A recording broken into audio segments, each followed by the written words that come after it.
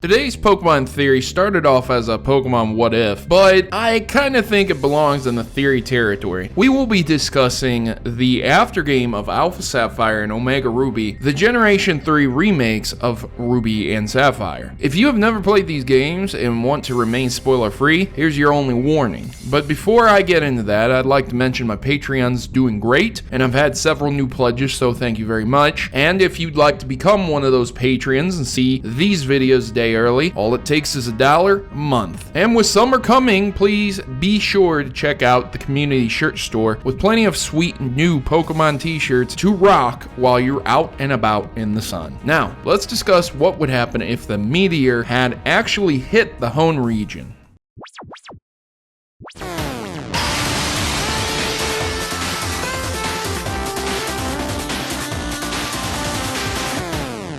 First, there is the potential that the meteor did go through, but what happened was that Deoxys was not going to destroy the world, but instead landed safely without causing any problems in the Hoenn region. In the original Gen 3 games, Ruby and Sapphire, there is a triangle island that is not reachable by normal means within the games that host Deoxys. But that scenario is what did happen in the past, or maybe an alternate universe, but remember, there is the potential for these things as mentioned with the link cable in the remakes. The next possible outcome is the meteor just hits the Hoenn region in the remakes and destroys it due to their failure to stop it. But again, if we go by what happened originally, the same thing could very well have happened, and then again, Deoxys could have potentially just landed safely once again. If a meteor would hit, it could potentially destroy the region, but because we don't know a lot of factors here like velocity, speed pickup, dispersion in the atmosphere, among many other factors, we don't know the size of the impact and damage crater. Sometimes meteors can make small craters, and other times they can make massive craters bigger than an entire city. So without knowing those factors, we can only guess what might have happened. So let's assume that this was indeed a doomsday scenario, and let's assume that it was worse maybe than what the people were guessing within the game. If that meteor were to hit the ocean, the water and the tidal wave would consume the Hoenn region and destroy everything with massive floods. And if it were to hit Hoenn itself, a huge chunk would hit that volcano as well, causing massive explosions, destruction, eruptions, and both scenarios would eliminate life in the Hoenn region. What ends up happening within the games is that the link cable is unusable, which leads the protagonist to going with another girl to wake up Rayquaza and get its help in destroying the meteor in space instead of on Pokemon Planet. If that link cable had been used instead, then the meteor would have been sent to an alternate universe of the original Gen 3 games. And what happens when you trade Pokemon from the future to the past? Well, those Pokemon can't have any new moves that didn't exist back then. Bill will explain why. And similar to what the link cable would do, Bill explained that Pokemon can be traded from the past to the future. He continues on explaining this. My time capsule was developed to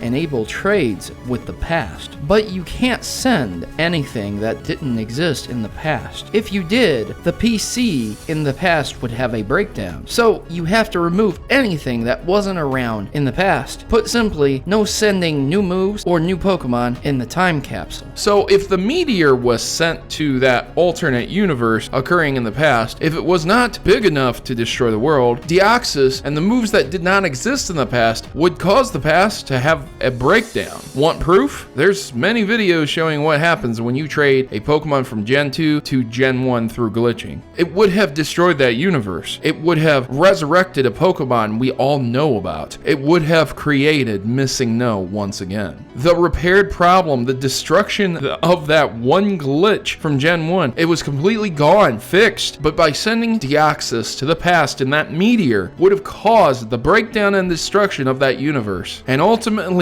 Missing No would live again. And as we all know, the glitch dimension is not a pleasant place. So ladies and gentlemen, do you think messing with the past is a good idea or must never be done? Let me know your comments in the section below. Make sure to leave a like, and if you enjoyed this video, share it to a friend. I've been your host, Protomario. I'm signing out. As always, good gaming. God bless. Thanks for watching.